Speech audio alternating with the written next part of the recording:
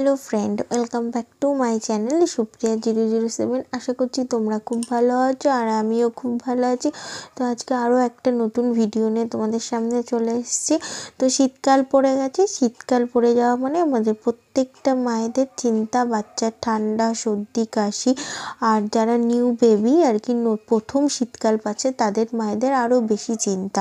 আমরা মায়েরা যদি একটু বাচ্চাদের ওপর একটু আর কি কেয়ার করে থাকি, একটু সতর্কভাবে থাকি, তাহলে বাচ্চাদের এই ঠান্ডা সর্দি কাশি কিছুই লাগবে না। তা প্রথমত হলো বাচ্চাদের মাথায় টুপি পরিয়ে রাখতে হবে, সেই টুপিটা যাতে কান ঢাকা হয়, আর হাত মোজা পা মোজা ব্যবহার করতে হবে। এমনকি রাতে যখন বাচ্চারা শোয় তখনও বাচ্চাদেরকে সুতির কাপড়, নরম কাপড় দিয়ে যাতে কান অবধি ঢেকে থাকে সেরকমভাবে দিয়ে দিতে হবে। আর হাত মোজা পা মোজা, আর হাত মোজা আর পা মোজাটা যাতে সুতির হয়, তাহলে বাচ্চাদের আরাম ফিল হবে। আর এই শীতকাল আসা মানেই আমরা অনেক মায়েরা ভাবি যে বাচ্চাদেরকে জামা প্যান্ট খুলিয়ে তেল মাখাবো না, তাহলে হয়তো ওদের ঠান্ডা লেগে যাবে, কিন্তু আমরা একদমই এটা আমাদের করা উচিত নয়। বাচ্চাদেরকে অলিভ অয়েল আর আলমন্ড অয়েল একসঙ্গে মিশিয়ে যদি বডিতে ম্যাসাজ করা যায় তাহলে বেবিদের স্কিন খুব আর কি নরম থাকে আর সফট থাকে। আর অনেক মায়েদেরই মনে থাকে সর্ষে তেল যদি বাচ্চাদের কিছু হয় না, সর্ষে তেল আমরা অবশ্যই মাখাতে পারি।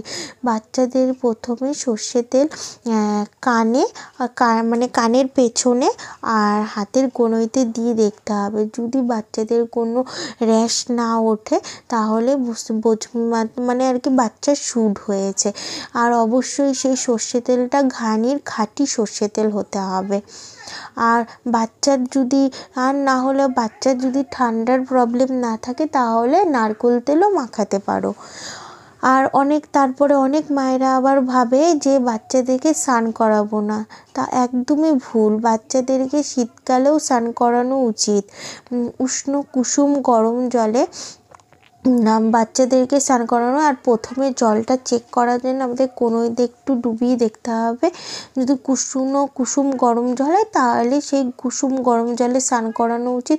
কারণ বাচ্চাদের স্নান না করালে বাচ্চাদের প্রত্যেকটা ভাঁজে ভাঁজে ময়লা জমে থাকে, গায়ে জামা কাপড় পরানো হয়, সেই জামা কাপড়ের সুতোতে তো তারপরে বাচ্চাদের আরও বেশি অস্বস্তিপানা হয়, অস্বস্তি বোধ লাগে। তো বাচ্চাদের অবশ্যই স্নান করানো উচিত। স্নান করিয়ে গা ভালো করে তাওয়াল দিয়ে ট্যাপ ট্যাপ করে মুছে, অল্প গায়ে জল থাকবে তার মধ্যে ময়শ্চারাইজার জাতীয় কিছু মাখানো উচিত, তাহলে বাচ্চাদের স্কিনটা সফট থাকবে। আর বাচ্চাদের আর না হলে স্কিনের মধ্যে কেমন সাদা, এরকম হাত দিয়ে দাগ দিলে সাদা হয়ে যায়, তাহলে ওই জিনিসটা হবে। আর যদি ময়শ্চারাইজার কিছু মাখাও তাহলে আর সেটা হবে না। আর যদি বাচ্চাদের ঠান্ডাই লেগে থাকে, মানে ঠান্ডা লেগেই থাকে সর্দি কাশি, তাহলে সেই বাচ্চাদের ক্ষেত্রে উষ্ণ কুসুম ওরকম গরম জল নিয়ে গা হাত পা মুছিয়ে দেওয়া উচিত। আর বাচ্চাদেরকে এই যে সকালের যে সূর্যের আলোটা, সকাল 6টার থেকে আর কি 9টা অবধি যে সূর্যের আলোটা, তার মধ্যে অন্তত 15 থেকে 20 মিনিট সূর্যের আলোর মধ্যে রাখা উচিত। কারণ সূর্যের আলোর থেকে আমরা ভিটামিন ডি পাই, সেটা আর কি বাচ্চাদের গায়ে লাগলে খুবই উপকার। আর বাচ্চাদের সূর্যের আলো গায়ে লাগলে হাড় শক্ত হয়, ঘুম ভালো হয়। আর বাচ্চাদেরকে যখন রাতে শোয়াবে তখন অবশ্য করে ফুল হাতা গেঞ্জি আর ফুল প্যান্ট পরিয়ে শোয়াবে। আর এখন অনেক স্লিপিং ব্যাগ অনলাইন অফলাইনে কিনতে পাওয়া যায়, তোমরা সেগুলোর মধ্যেও বাচ্চাদেরকে শোয়াতে পারো। তার ফলে বাচ্চাদের খুব আরাম ফিল হবে, গরম হবে বেশি। আর যদি না শোয়াও, তাহলে যদি বিছানায় শোয়াও তাহলে বিছানার যে দুই পাশেও বাচ্চাটা আর কি শোয়, যে তার দুই পাশে দুটো বালিশ দিয়ে বালিশের মধ্যে ওর গায়ে ভালো করে কম্বল দিয়ে দুই পাশ দিয়ে গুজে দেবে। তার ফলে কি হবে, বাচ্চা পা দিয়ে কম্বলটা সরাতে পারবে না। আর বাচ্চাদের যখন সোয়েটার পরানো হবে তখন ওদের লেয়ার লেয়ার করে যদি আমরা সোয়েটার পরাই তাহলে কি হবে, যখন যখন যখন যে সিজন আসবে তখন একটা একটা করে সোয়েটার আমরা খুলে দেবো। প্রথমে ইনার, তারপরে ফুল হাতা টি শার্ট, তারপরে তার থেকে একটু মোটা সোয়েটার, তারপরে জ্যাকেট। তাহলে যখন আর কি সময়টা মানে বাড়বে, আস্তে আস্তে গরম হবে, তখন জ্যাকেট, তার থেকে আরেকটু গরম পড়লে ভারী সোয়েটারটা, তার থেকে আরেকটু পড়লে তখন টি শার্টটা, এরকম করে তাহলে চেঞ্জ করা যাবে। আর যদি আমরা বাচ্চাদেরকে একবারে পুরো সোয়েটার, মোটা সোয়েটার একবারে গায়ে দিয়ে দিই তাহলে কি হবে, তার ফলে ঘামবে, শরীর ঘামার ফলে গা ঘামবে, তার ফলে সেই ঘামটা গায়ে বসে গিয়েও বাচ্চার ঠান্ডা লাগতে পারে।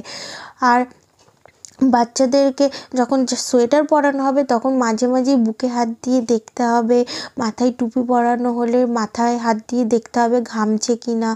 যদি সেগুলো আমরা না দেখি, সেগুলো গায়ের মধ্যে জমে গিয়েও সেই ঠান্ডাটা আর কি, ঘামটা শুকিয়ে গিয়েও বাচ্চার ঠান্ডা লাগতে পারে।